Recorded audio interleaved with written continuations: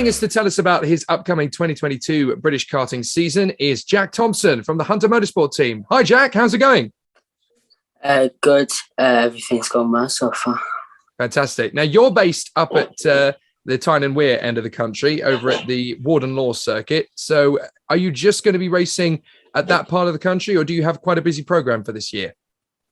We have a very busy program this year. We're going to be competing in the British Championship this year, and all over Europe, really. So hopefully it goes well. So this is really your first big year of national and international competition. You're going to be working very closely with the Hunter Motorsport team. Just how big a support have they been in getting you to this point? They've been a really, really big help with us. Like Reese has brought me on a lot compared to the drive I was on Hondas, and now I am today. It's just helped a lot, really. So you've made the jump up from Honda Cadet racing up the ladder. Which class are you going to be racing in this year, and just how tough has it been to make the transition? I'll be racing in Minimax, and the transition was really hard because the size of the kart's different, the power is different, and like feed and the throttle and brakes like completely different to the Hondas. Now, you're quite an unusual driver in the world of British karting because unlike most racers in this sport, you actually have quite a difficult stumbling block that should prevent you from going racing. But if anything, it's actually made you stronger. Yeah, when I've got cystic fibrosis. I was diagnosed with it when I was 3 weeks old. It's changed my life, really. But it's not made a difference to me being going out in the kart, really. I think it's made me better in who I am. Yeah, essentially the doctors have basically said that, you know, racing is what keeps you motivated. It keeps you focused, and it actually really helps you in your day-to-day. Just how difficult is it to cope with, or is it not really something that you really take much notice of? You just kind of naturally fit into the world of racing? I don't personally take big notice of it, but a lot of people do. Like people inspired by it sometimes, and it makes me actually really happy to think that I'm inspiring kids to have it and going out racing and doing what they want to do, really. So you just got to get on with it. It's a phenomenal story. I mean, we're very, very impressed with it. First of all, let's talk a little bit about the racing program this year, because obviously you're based up in Warden Law, but you want to do a full British campaign and a European campaign. So how big a task is that in terms of your race preparation? Well, we're not really in the best of areas to start with, but we've got a really good track upcoming. Warden Law, it's really good. It's like getting up there in the British ranks, but it's quite far from loads of tracks. See, we got Clear Pigeon on the calendar. That's like a 7-hour drive for us. The other thing as well is that I guess being part of Hunter Motorsport is that you do have the assistance of Reese Hunter, who of course is one of the best drivers in terms of British and European success. Just how big a difference is that making to your development and your progress? Well, he is one of the best drivers in the world right now. And he has helped me a lot. Like he tells me how he drives, and we go out every Wednesdays, try to get better in the kart with the brakes and just trying to drive better. Now, obviously, because you've just stepped out of Honda Cadet and gone into Minimax, it's a big ask for you to then transition straight into the British Championships, straight into the Europeans. So what are you doing from week to week to try and prepare for that? Because that's such a big leap forward. How are you adapting your race preparation to make sure that you're ready for international competition? Well, we're in the gym every week on my simulators, trying to get every track perfect, getting the lines all sorted, and yeah, mostly in the gym all week. And obviously your fellow competitors, a lot of the drivers from Honda Cadet have gone up at the same time as you, and they're racing in British Kart Championships, racing in the Ultimate Karting Championship, and racing in the clubbies still. So is it kind of like, you know, you're kind of stepping up from primary school to secondary school, or is it just kind of a very different method of kind of going racing? Well, it's just like going up from primary to secondary. There's a lot of big names in the grid this year. We've got Noah Wolf, Joshua Graham. Them two have been really good over the past few years on Hondas. and I'm actually really excited to get racing with them. Now, I was at the Ultimate Karting Championship season opener at Wilton Mill, and I was astonished by just how competitive Minimax has become, even in the last year and a half, 2 years. It looks to me like it's one of the most competitive forms of kart racing in the country now.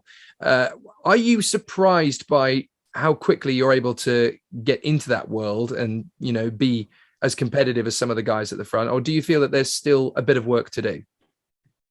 There's always still a bit of work to do. You're never always straight up at the front. You need to keep going and going. You don't just give up. You don't expect to be at the front all the time. But it was really competitive at the Ultimate Karting Championship. We went to watch and support some of our teammates there, and especially Rory Armstrong. He's just moved up. He's been a really good inspiration type of thing, because he travels all the way from Ireland just to come to like little clubbies, and it's like a 12-hour drive for him, and he's a really decent driver. He does indeed. Yeah, he's a name that I think a lot of people have picked out. When you're there racing and working in the same team as drivers that you're also comparing yourself to, is it easy to fall into a sort of a false lack of motivation, or does that strive you even more? Does that push you even further to be as good as the best? It pushed me even further. I just want to be one of the best karters in the world. Maybe have become a Formula One driver one day. I want to be like an inspiration to people who like have conditions what make them not like can't do it really. So now it must be very easy with your condition, because a lot of people, I think you're one of only maybe 2 people in the whole of Great Britain who's actually racing in karts with cystic fibrosis, which is an incredible stat. You know, that's quite an incredible position to be in. But when you look at the achievements of people like Billy Munger, and you look at the achievements of people like Alessandro Zanardi, and these people who are still racing on, even with their ailments, I mean, did those sort of people inspire you, or is it a very, very different journey, the way that you have taken this on? Yeah, with Billy Munger, he's one of our biggest inspirations with the crash he had. And well, he didn't give up. The motivation he got, he worked, kept going, changed his life, but he kept going. The team knew he could do it, so they built his own car for him. And look where he is today. He's one of the best. He certainly is. And obviously, looking at the way that you are now making those journeys to racetracks up and down the country, and you have a very strong, very quickly sprung family team, because Hunter Motorsport is still very, very new to the world of British karting. What's the atmosphere like within the team? Do you all kind of rally round each other, or is it quite competitive within the squad? Well, it depends who you talk to, really. But everyone's always friendly there. It's like a family of karting.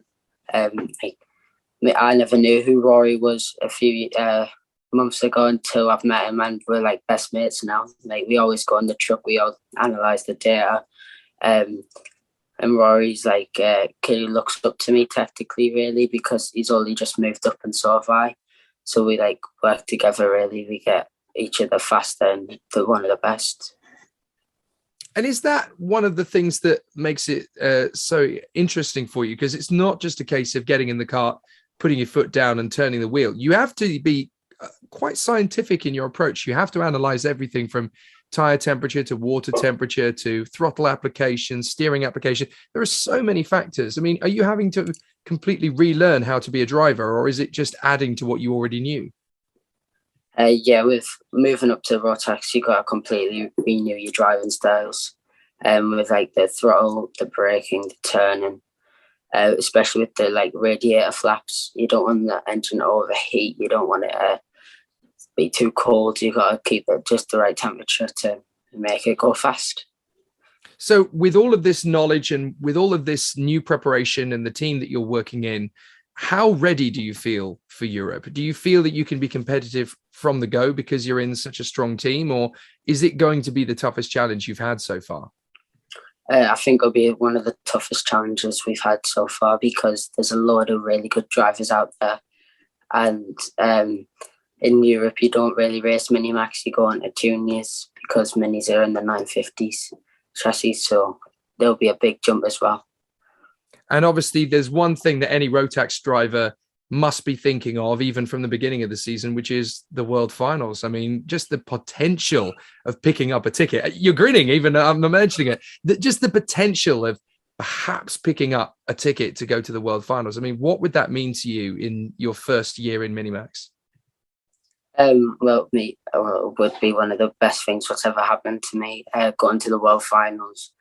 It doesn't really mean about winning it. It's like the atmosphere you go to, like the full week's race, and it was just like really good fun. And if you do get into the finals, it's all about just fun, really, isn't it? Really? Amazing. Look, it sounds like you've got a really busy year ahead, Jack. We're really impressed and really inspired by you. Hopefully we can catch up with you again later in the season and see how you're getting on, because it sounds like it's going to be a really exciting year for you. Good luck with it. And hopefully it is going to be a brilliant, brilliant 2022 for you. Take care. Okay. Bye, you too.